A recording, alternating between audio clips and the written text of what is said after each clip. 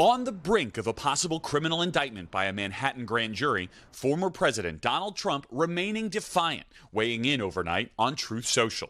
Our enemies are desperate to stop us because they know that we are the only ones who can stop them. In a new video, lashing out at Manhattan District Attorney Alvin Bragg, now wrapping up his investigation of Mr. Trump's alleged effort to keep an extramarital affair a secret by paying hush money to adult film actress Stormy Daniels. I'm the only thing standing between the American dream and total anarchy, madness, and chaos. Grand jurors have heard testimony from former Trump fixer turned fierce Trump critic Michael Cohen, alleging Mr. Trump gave him $130,000 in 2016 to buy Daniels' silence. The former president has denied any wrongdoing. On Monday, a new witness, Cohen's former legal advisor Robert Costello, was asked to testify at the request of Mr. Trump's legal team, blasting Cohen's credibility. If they want to go after Donald Trump and they have solid evidence, so be it.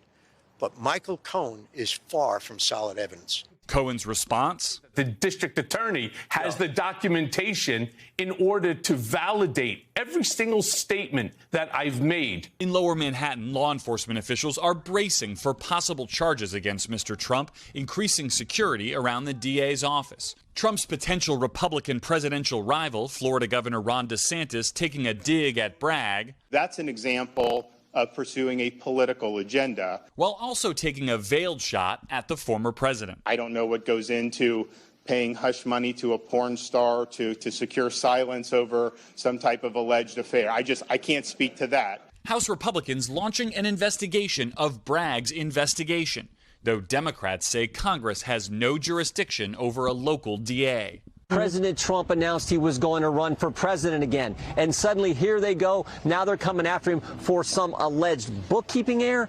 You've got to be kidding me. And the Manhattan DA's office is firing back at those House Republicans, releasing a statement overnight that reads in part, "We will not be intimidated by attempts to undermine the justice process."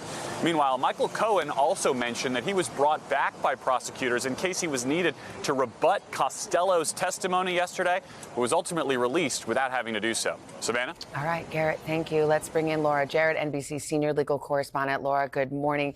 Good morning. All signs are pointing to the former president being indicted by this grand jury.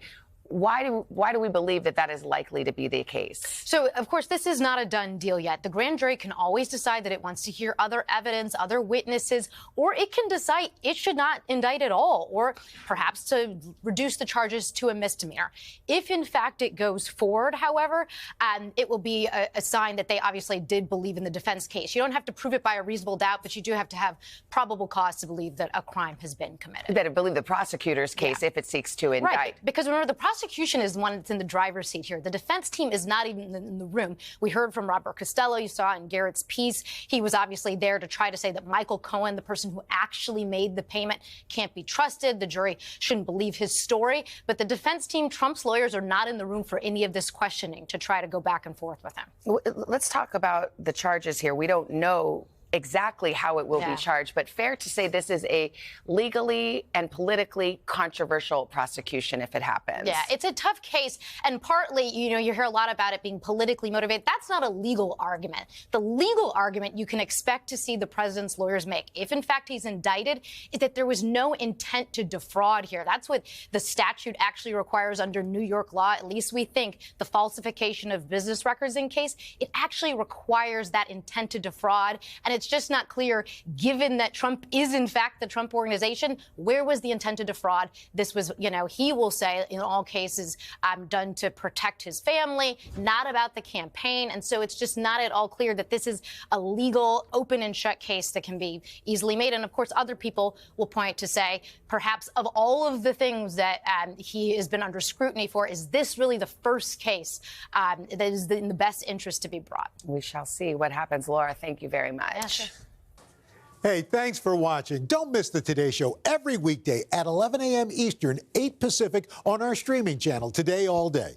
To watch, head to today.com/allday or click the link right here.